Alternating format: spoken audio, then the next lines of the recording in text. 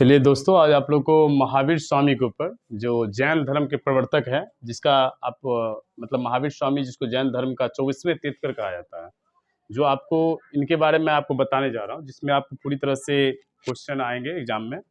जो आपको दिया है, महावीर स्वामी जो है ना जैन धर्म के 24वें तीर्थंकर थे।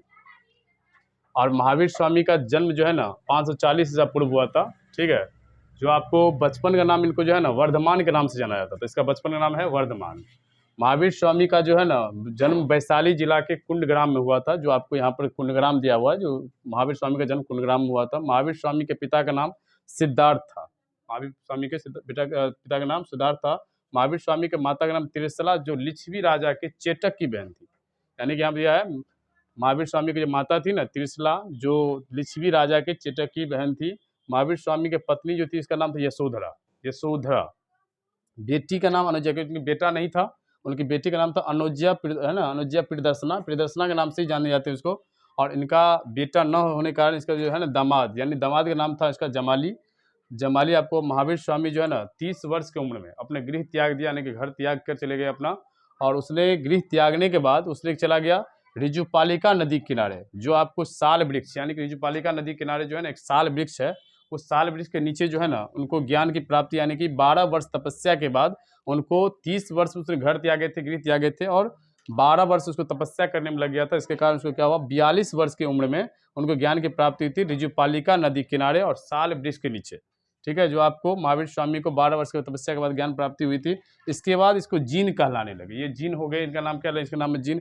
जीन का मतलब तो जो ज्ञान पर जो इंद्रिय प्राप्त कर लेते हैं ज्ञानेंद्रिय कहते हैं, या जी जिनेंद्रिय कहते हैं। तो आपको महावीर को 42वें वर्ष की उम्र में ज्ञान की प्राप्ति थी। यहाँ पर जैन धर्म का जो है ना 2 पार्ट हो गए थे।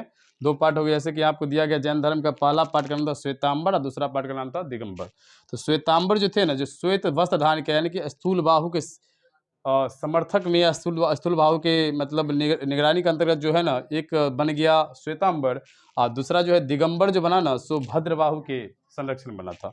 तो यानी श्वेतांबर का मतलब जो है ना, जो यहाँ के लोग थे ना, सो श्वेत वस्त्र धारण किया था, इसलिए इसका नाम पड़ गया श्वेतांबर। और जो बिना कपड़े का नग्न अवस्था में रहते थे उसको कहा गया दिगंबर।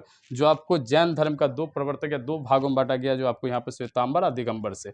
आपको ऐसे भी एक याद रखने का तरीका है, अब श्वेतांबर है, स इसमें भी है, आधा दंश इसमें भी है। तो श्वेतांबर से आपको स्थूल बाहु याद रहेगा, और दिगंबर तो आपको भद्रबाहु ध्यान दिया है। तो इस तरह से आपको महावीर स्वामी के बारे में दिया गया है। जो महावीर स्वामी जो है जैन धर्म के 24वें तीर्थंकर थे, और इनका जन्म से लेकर मृत्यु तक जो है ना पूरी तरह से जो है ना ये बहुत ज़्यादा इन्हीं के जन्म के मतलब इसी ज्ञान प्राप्ति की वजह से इनको 12 वर्ष पर जो है ना महाकुंभ मेला लगता है, जो प्रयागराज यानी इलाहाबाद में जो है ना, प्रयागराज में आपको ज्ञान की प्राप्ति की वजह से इसको जो है ना 12 वर्ष तक ज्ञान प्राप्ति में लगे थे, इसलिए इसी के शुभ अवसर पर 12 वर्ष पर इसको महाकुंभ मेला लगाया जाता है।